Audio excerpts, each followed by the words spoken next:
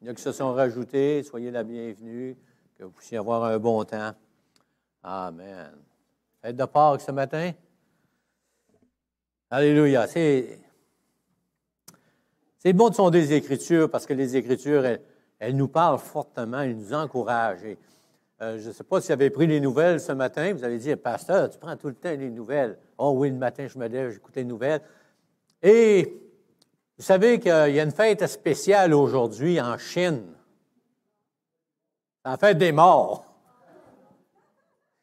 Et en voilà-tu une affaire? J'écoutais ça, la fête des morts. Quel fun y a-t-il à fêter les morts? J'ai dit, aujourd'hui, la parole de Dieu nous dit que c'est la fête des vivants. Amen. Alléluia. Et c'est pour ça que la prédication de Pâques, c'est souvent un rappel. Et on voit dans la parole de Dieu que dans Matthieu 22, 32, il est écrit, « Je suis le Dieu d'Abraham, le Dieu d'Isaac, le Dieu de Jacob. » Dieu n'est pas le Dieu des morts, mais des vivants. Amen. Et notre Dieu n'est pas mort, il est vivant. Et c'est ce qu'on va regarder ce matin.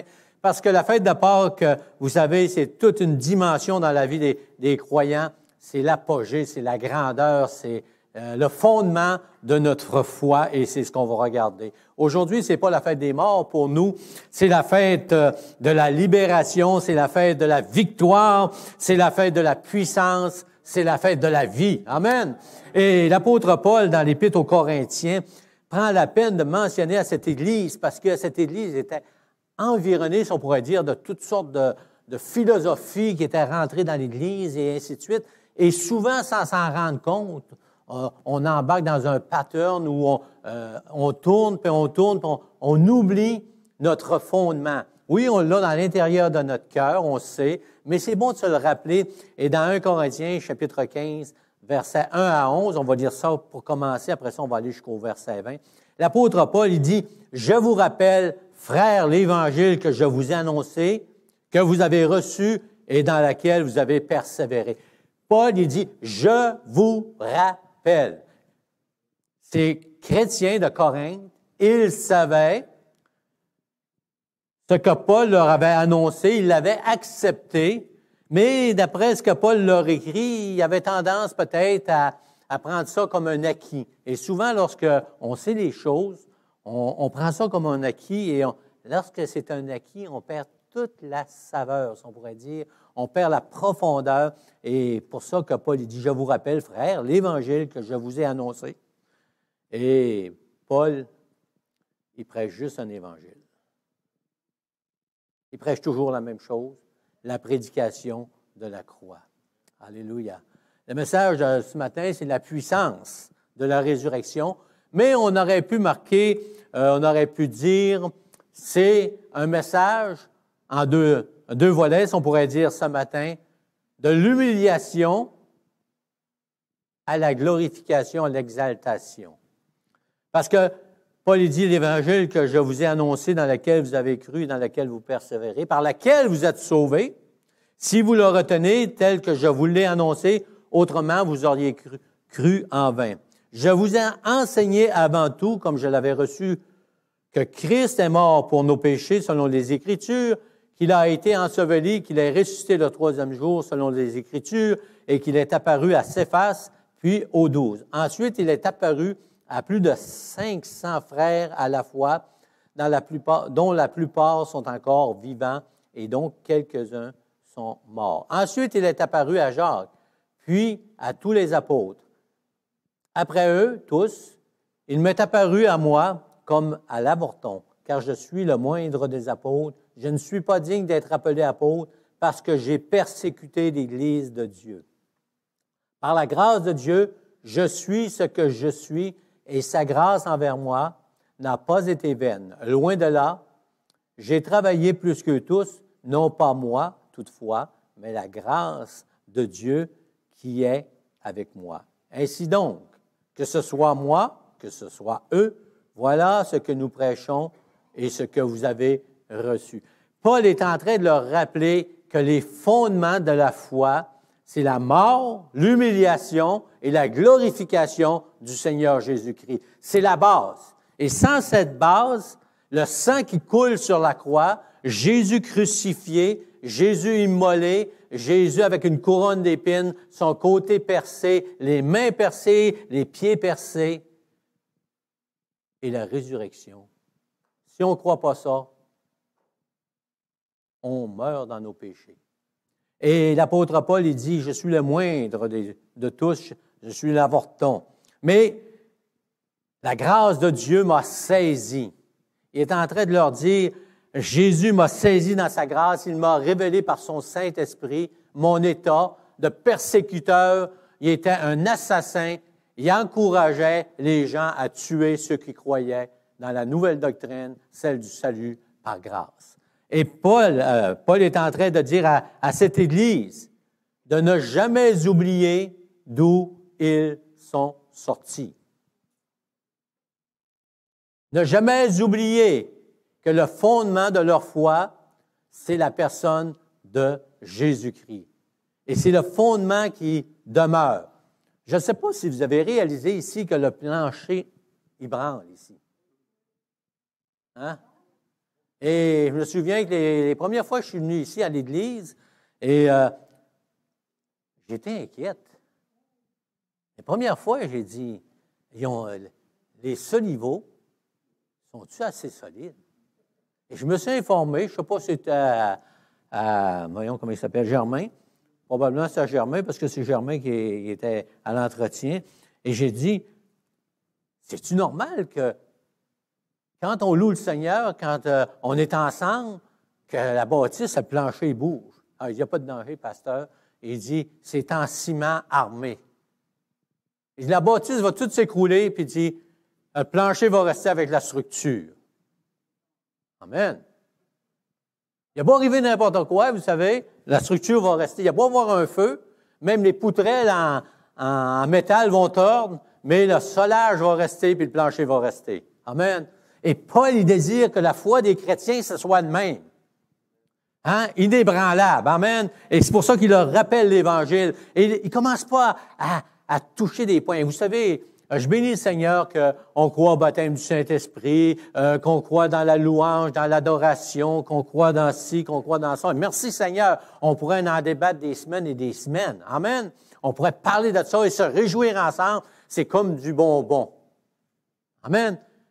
Mais le principal que Paul est en train de leur dire, il dit, c'est le salut par grâce. C'est le sang sur la croix, l'humiliation et la résurrection qui fait que vous êtes sauvés. Parce qu'il y a des gens qui voulaient ébranler ces chrétiens. Et souvenez-vous qu'à cette époque, ça faisait pas longtemps que le Seigneur était ressuscité déjà. Il commençait à avoir toutes sortes de doctrines qui sortaient au sujet de la foi en Jésus-Christ. Et la place qui était le plus touchée, c'est de dire que Jésus n'était pas ressuscité.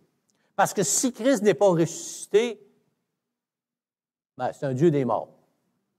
Mais la parole de Dieu me dit que c'est le Dieu des vivants. Amen. Et il est ressuscité. Amen. Et Paul continue. « Or, si l'on prêche que Christ est ressuscité des morts, comment quelques-uns parmi vous disent-ils qu'il n'y a point de résurrection des morts? » Déjà, il commence à avoir des quand dira-t-on, « Hey, c'est-tu vraiment vrai si Jésus-Christ est ressuscité? » Il commence à avoir des doutes dans l'Église. Et aujourd'hui, vous savez, on n'entend plus parler de la résurrection pratiquement de Jésus-Christ. Mais nous savons que Christ est ressuscité parce que la parole de Dieu nous le dit. Amen. Et là, Paul il embarque comme dans un débat, mais dans un questionnement. Et si Christ n'était pas ressuscité, qu'est-ce qui arriverait? Ouais. Il dit au verset 14, « Et si Christ n'est pas ressuscité, notre prédication est donc vaine et votre foi est aussi vaine. » Donc, si Christ n'est pas ressuscité, notre message n'est pas un message de puissance. On va voir ça tout à l'heure, parce que nous avons un message de puissance. Parce que Christ est ressuscité et Christ est vivant. Et si ce n'était pas le cas, notre foi serait vaine. Il se trouve même que nous sommes de faux témoins à l'égard de Dieu, puisque nous avons témoigné contre Dieu qu'il a ressuscité Christ, tandis que qu'il ne l'aurait pas ressuscité. Si les morts ne ressuscitent point. Car si les morts ne ressuscitent point, Christ non plus n'est pas ressuscité. Et si Christ n'est pas ressuscité, votre foi est vaine, vous êtes encore dans vos péchés. Et là, il dit, si Christ n'est pas ressuscité, la crucifixion, ça ne vaut rien.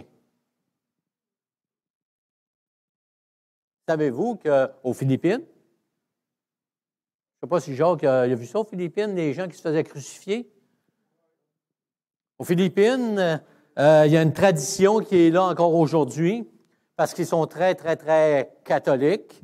Et il y a encore cette dimension dans le domaine spirituel, dans leur croyance, où s'il y en a qui se font crucifier, ils vont avoir une meilleure place au ciel. Et ces gens-là se font vraiment crucifier comme le Christ, les clous et ainsi de suite. Il y en a qui ils sont maganés, il y en a qui vont jusqu'à mourir, peut-être, je ne sais pas. Mais c'est vraiment une crucifixion comme au temps de Jésus-Christ. Et ça, c'est pour avoir le pardon de leurs péchés, pour peut-être avoir une portion du ciel. Il n'y a aucune certitude. Et Paul est en train de débattre ça, il met ça au négatif pour les amener au positif. Parce que nous savons que Christ est ressuscité, donc si on croit en lui, nos péchés vont être pardonnés. Si Christ est ressuscité, on va ressusciter aussi.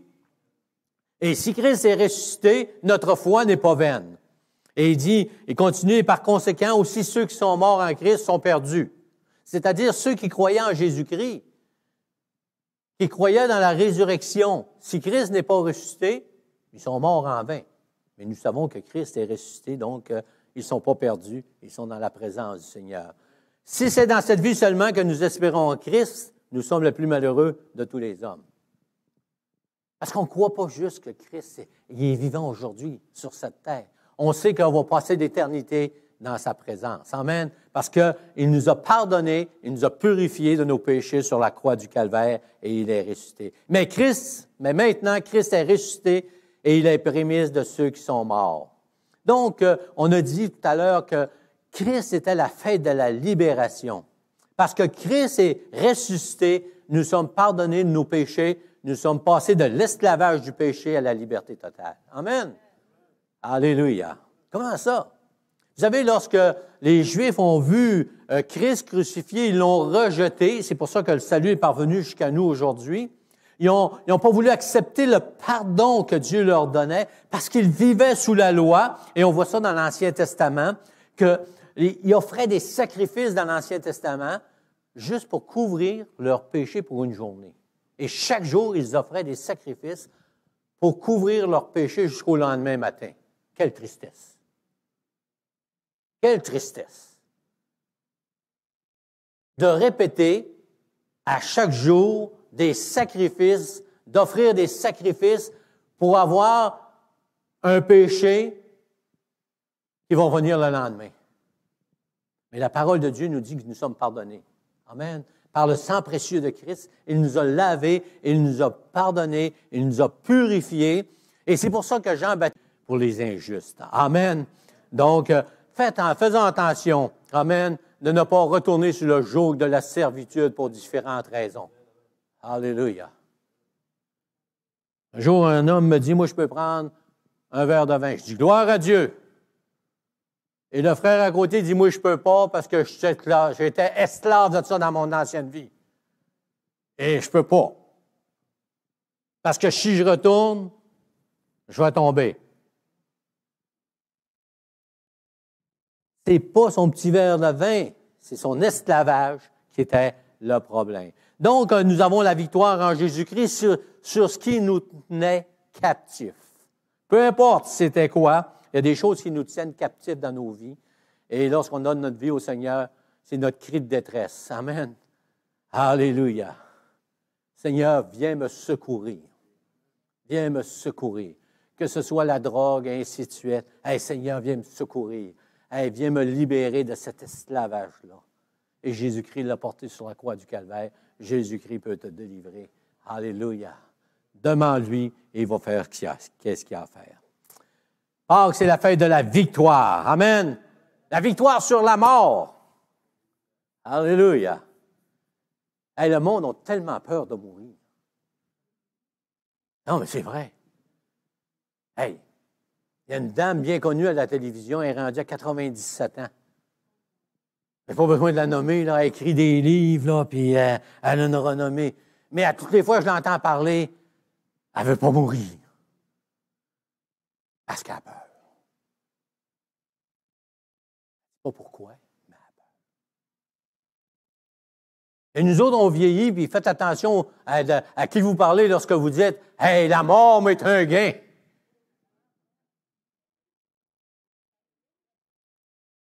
C'est un psychologue, il va t'arrêter de travailler. Il va t'envoyer voir un psychiatre. Ça m'est arrivé.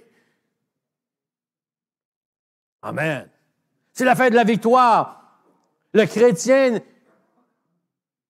il y a peut-être une difficulté d'entrevoir la mort dans le sens comment est-ce que je vais mourir, c'est inquiétant. Je ne veux pas le savoir. Mais je n'ai pas peur de la mort parce que je sais qu'en Christ, j'ai la vie, amen, et que j'ai la vie éternelle en Jésus-Christ parce que mes péchés sont pardonnés, parce qu'il m'éloigne de l'enfer, amen. Alléluia.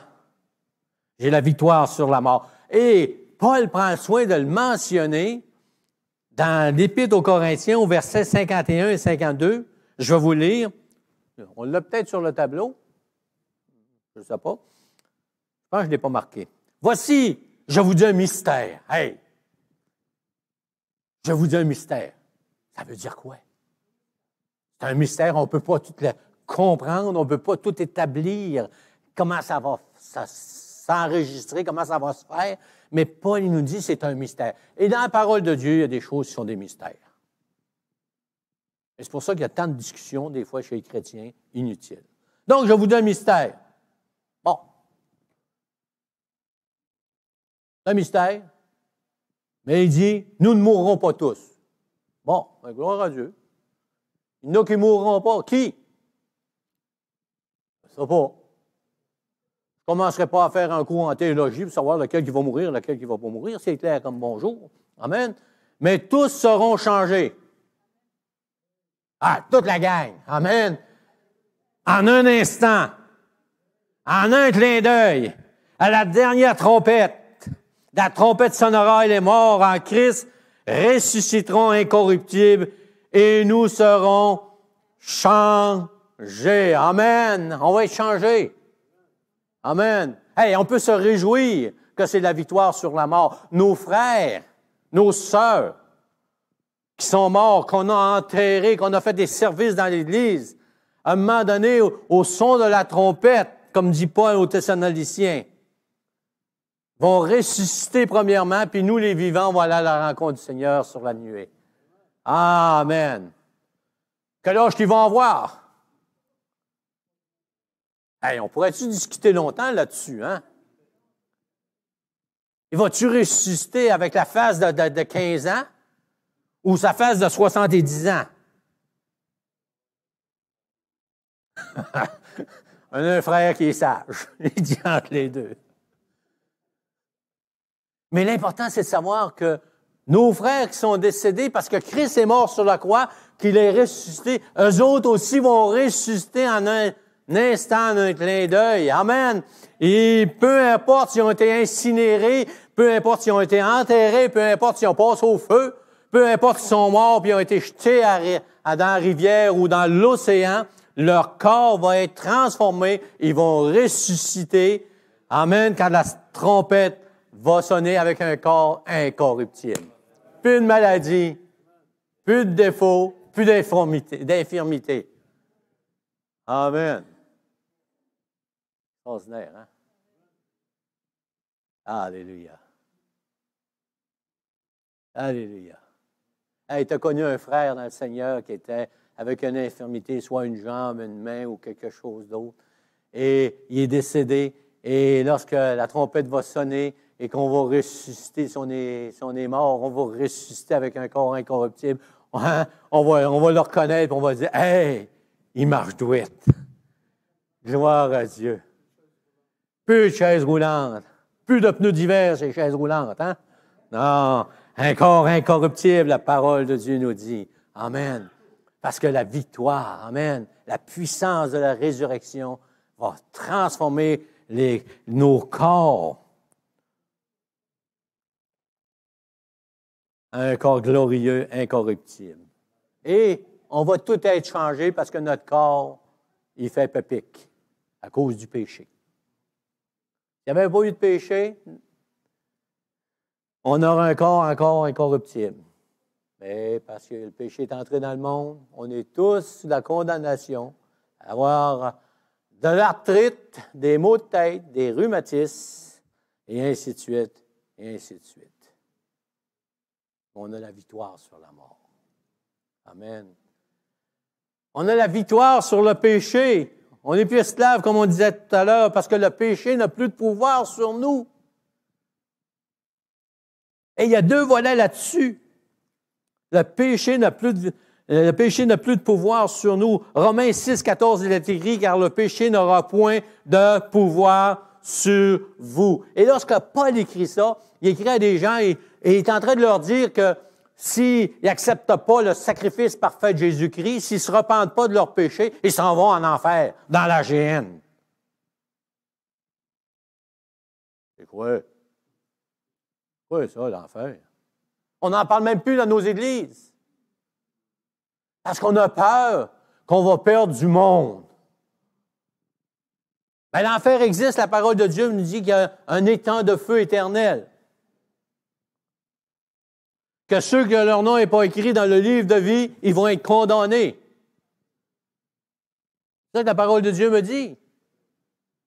Mais il dit, le péché n'aura plus de pouvoir sur vous. Le péché ne peut plus m'envoyer en enfer parce que le sang précieux de Christ a enlevé mon péché. Amen. Et c'est le seul moyen de sortir de l'enfer. De donner sa vie au Seigneur. De se recouvrir du sang précieux de Christ. Alléluia. Et l'autre volet à tout ça, parce que lorsque Paul prend on regarde le contexte, il dit, puisque vous êtes non sous la loi, mais sous la grâce. On n'est plus sous cette loi qui nous condamne. On est sous la grâce de Dieu qui nous pardonne en Jésus-Christ. Nous avons la victoire, amen, sur le péché. Et lorsque nous sommes tentés, oui, tant qu'on va avoir ce corps corruptible, on va avoir toutes sortes de choses qui vont nous arriver, toutes sortes de pensées, de choses qui vont nous envahir et on va être encore porté à retourner sur notre ancienne vie, sous le joug de la servitude. Mais la parole de Dieu nous dit qu'on est capable de résister parce qu'aucune tentation ne nous est survenue qui n'ait été humaine et Dieu pourvoit toujours le moyen d'en sortir. C'est la victoire sur le péché de notre vivant. Amen. On a la victoire du péché sur notre vivant, dans notre vivant, et on a le pouvoir du pardon, si on pourrait dire, du sang précieux de Christ dans notre éternité. Amen. On est sous la grâce du Seigneur. Dans 1 Jean 4,4, il est écrit, nous, qu'on a la victoire sur les ténèbres, car plus grand est celui qui est en nous que celui qui est dans le monde. Amen. L'esprit qui est dans le monde est un esprit contraire à l'esprit de Dieu. Et nous sommes dans un combat spirituel où on va être confronté avec les forces des ténèbres tout le long de notre vie chrétienne. Parce que ce qu'il veut, c'est qu'on tombe. Il veut nous attirer loin de la grâce de Dieu. Mais la bonne nouvelle, si Christ est ressuscité, il est vivant, il habite en nous, parce que l'Esprit de Dieu habite en nous. Nous sommes le temple du Saint-Esprit, selon les Écritures. Donc, on a la victoire, c'est ce qui est écrit dans la parole, car plus grand est celui qui est en moi que celui qui est dans le monde. Amen. Amen. Et les forces des ténèbres, vous savez, Satan se déguise en ange de lumière. Ça serait donc facile si Satan arriverait avec ses cornes, si on le voyait dans notre quotidien avec son habit noir, avec sa fourche dans la main. Hey, on dirait, hey, on est capable, là, hey, on le voit. Mais là, on ne le reconnaît pas parce que son esprit agit de différentes façons. Amen. Mais plus grand est celui qui est en moi que celui qui est dans le monde. J'ai la victoire en Jésus-Christ. Amen. Tu as la victoire en Jésus-Christ. Alléluia. Aujourd'hui, c'est la fête de la puissance. La résurrection, c'est la fête de la puissance. Parce qu'on a un message qui est puissant, celui de la prédication de la croix. Amen. C'est le message le plus puissant. Parce que le seul message qui peut libérer l'homme aujourd'hui, c'est le message de la croix. Les hommes essaient par tous les moyens de sortir de leur bourbier. Et c'est normal. Vous avez connu des personnes qui ont essayé toutes sortes de thérapies dans toutes sortes de domaines.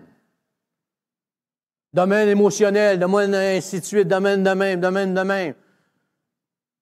Et ils sont toujours pris. Mais la parole de Dieu nous dit que la prédication de la croix, c'est une puissance qui transforme les vies. Et l'apôtre Paul, il dit, on n'a pas d'autre message que lui. La puissance de la prédication de la croix, parce que c'est elle qui transforme les vies, c'est elle qui change les cœurs, c'est elle qui donne la vie en abondance sur cette terre. Amen. Et parce que Christ est ressuscité. Le message de la croix, il n'est pas compliqué. Et combien est-ce qu'on veut compliquer tout aujourd'hui? Même dans nos églises. On a tellement de théologie, on a tellement de choses. Hein? Et c'est pas tout mauvais, c'est pas ça que je dis. Mais le message de la croix, il est simple. Il était au ciel un jour, Dieu. Il s'est fait homme, Jésus-Christ. Il a marché sur cette terre, étant un exemple en toutes choses. Il a commencé à prêcher. Pendant 3 ans, ils l'ont crucifié sur la croix du Calvaire. Il a versé son sang, il a souffert. Il est mort, il est enseveli le 3e jour, il est ressuscité d'entre les morts. Et c'est lui qui transforme les vies aujourd'hui, là où l'homme n'est pas capable, par tous ces moyens qu'il peut avoir à sa disposition, d'avoir une vie transformée, une vie en abondance, impossibilité pour l'homme de la donner à un autre. Mais par la croix du Seigneur Jésus, celle que Paul annonçait, celle que nous annonçons aujourd'hui, nous donne la vie. Parce que la prédication, Paul il dit dans 1 Corinthiens 2, verset 4, « Et ma parole et ma prédication ne reposaient pas sur des discours persuasifs de la sagesse. » Vous savez, on est tous pareils, hein? On essaie d'y aller par nos propres forces. Mais Paul, il dit non, ça ne repose pas sur ma sagesse humaine. Ça ne repose pas sur moi. Ce n'est pas un discours persuasif que je veux vous donner. Je vous prêche la croix. Que le monde dit c'est une folie. Je vous la prêche. Christ est mort, Christ est ressuscité, et en lui, vous avez le pardon de vos péchés. En lui, vous allez avoir la vie. C'est le seul message que je peux vous prêcher, pas d'autre, parce que c'est le message. C'est une démonstration d'esprit de puissance. Amen. Avez-vous déjà rencontré des gens qui ont témoigné qu'un jour, ils ont essayé toutes sortes de thérapies. Ils allaient dans une thérapie pendant 6 mois, ils sortaient de là 2 jours après, ils étaient repartis sur la galère. Dites-vous ça, la galère? Oui, sur le party. Et là, après avoir retombé, puis retombé encore plus bas qu'ils étaient avant, ils sont retournés dans une autre thérapie. Là, ils ont fait 8 mois. Et bang! Et vous les revoyez des années après, ils sont pareils comme ils étaient avant d'aller dans toutes ces thérapies-là. Et tout à coup, il dit, « Hey, j'ai tourné mon cœur vers le Seigneur et Dieu a fait quelque chose d'extraordinaire dans ma vie, il m'a transformé. »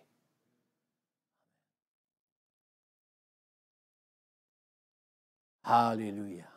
Et ma parole et ma prédication ne reposaient pas sur les discours persuasifs de la sagesse, mais sur une démonstration d'esprit et de puissance.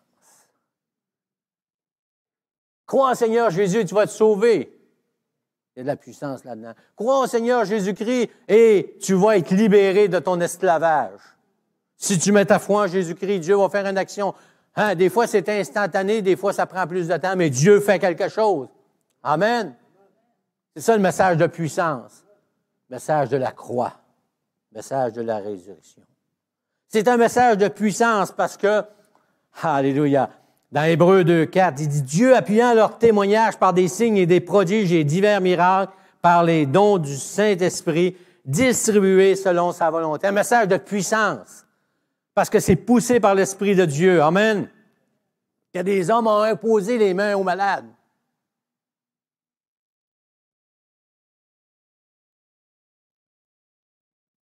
Alléluia.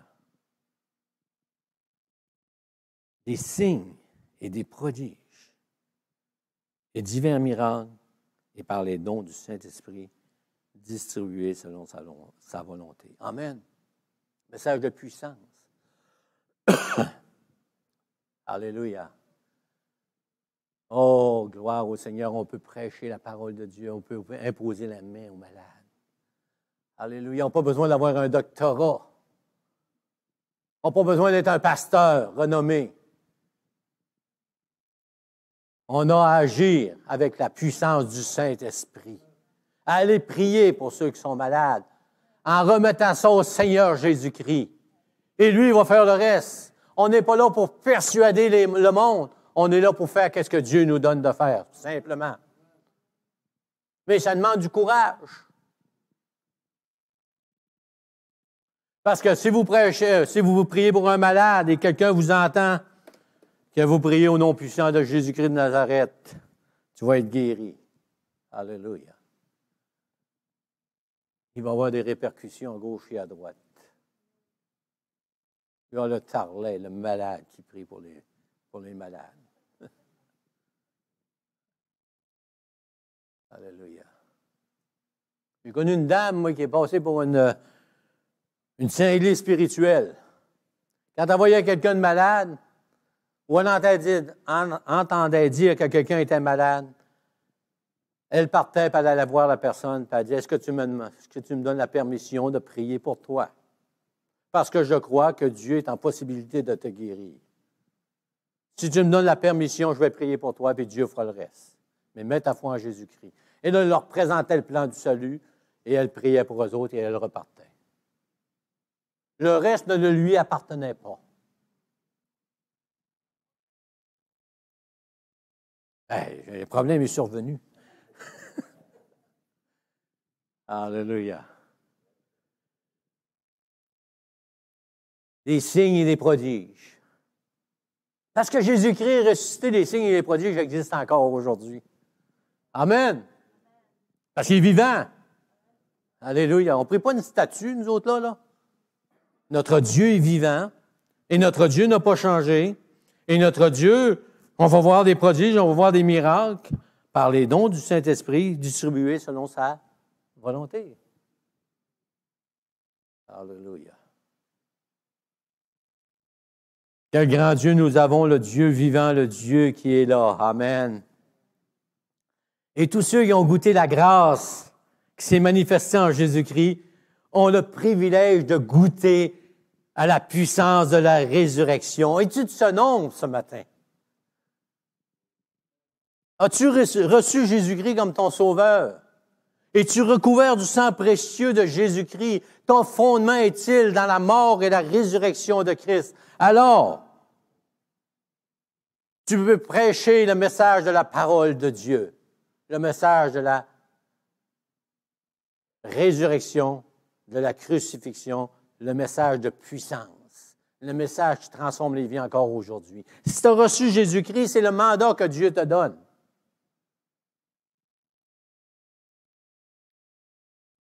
Alléluia. Il y a tellement de monde aujourd'hui qui ont besoin d'entendre ce message. Jamais une époque, je pense, a vu des hommes et des femmes en détresse comme on voit aujourd'hui.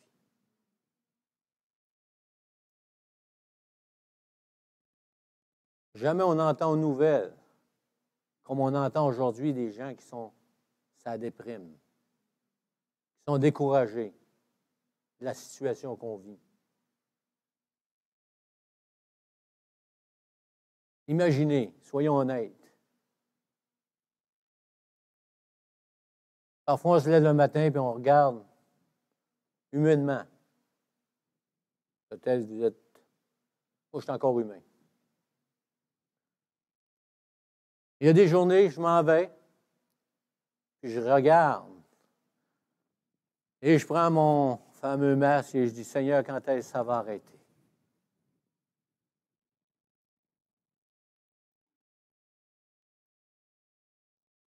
Et là, Seigneur parle à mon cœur, tu es sauvé par grâce. Ta grâce me suffit, comme l'apôtre Paul disait. Et combien on peut bénir le Seigneur, qu'on a cette révélation du Saint-Esprit, que le message de la croix nous a atteints. Non pas parce que nous étions plus intelligents, non pas que nous le méritions, mais parce que Christ nous a touchés un jour et que nous avons dit oui à la grâce de Dieu. Et combien de gens aujourd'hui sont désespérés, sont perdus. Et nous avons le message de puissance, le message de la croix qui donne la vie. Alléluia.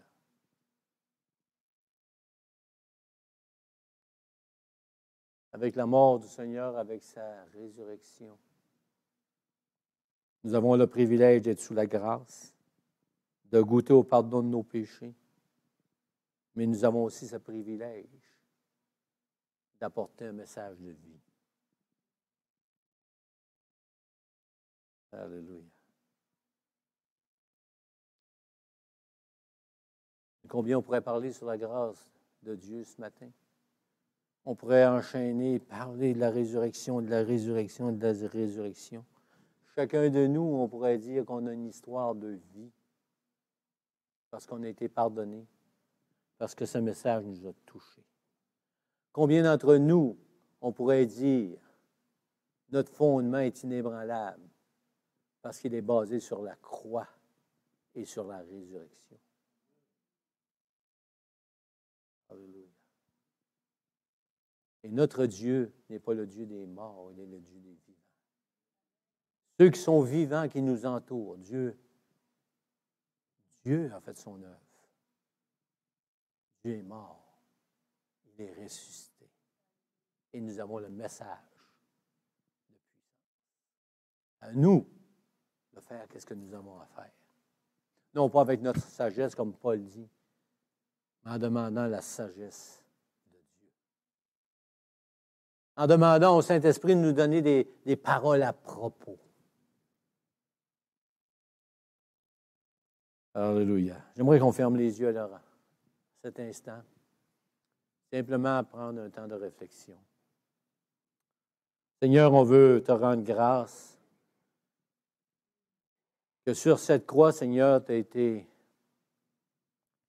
présenté à l'humanité, Seigneur, aux Juifs, comme étant la malédiction sur la croix.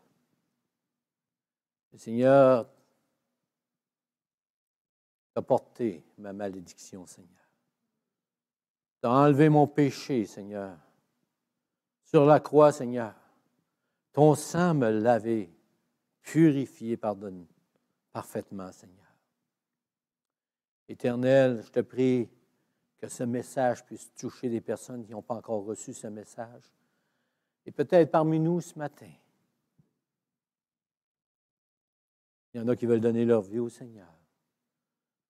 Simplement dans ton cœur, c'est reconnaître que Christ a tout accompli parfaitement sur la croix du Calvaire, qu'il est ressuscité et qu'ainsi tu as la vie éternelle. Tes péchés sont pardonnés, tu es sorti des griffes de l'enfer et Dieu te donne la vie en Jésus-Christ. C'est simplement une décision entre toi et Dieu. Ce n'est pas entre toi et les hommes, c'est entre toi et Dieu. Et si tu fais ta démarche de reconnaître qui tu es, un pécheur, Dieu va ouvrir les écluses des cieux, il va t'accueillir, il va te pardonner tes péchés. Ce matin, on fête la vie et non pas la mort. On fête la puissance de la prédication de la croix. On fête la libération de ce qui nous tenait esclaves. Et Seigneur, de ton humiliation, on voit maintenant, Seigneur, ta glorification et on exalte ton nom. Seigneur, continue ton œuvre en chacun de nous, Seigneur Jésus. Et on te remercie, oh, pour la parole que tu nous as laissée. Ta parole, Seigneur, qui ne change pas. Ton discours est toujours le même, Seigneur. Et ce que Paul rappelait aux Corinthiens, Seigneur, tu nous le rappelles ce matin. Oh, la mort et la résurrection de ton Fils, Jésus-Christ, afin qu'on ait la vie en abondance. On te donne gloire et honneur, Seigneur Jésus. Amen. Et Amen. Dieu vous bénisse abondamment. Joyeuse Pâques, joyeuse résurrection. Et fêtez la vie. Amen. Gloire au Seigneur.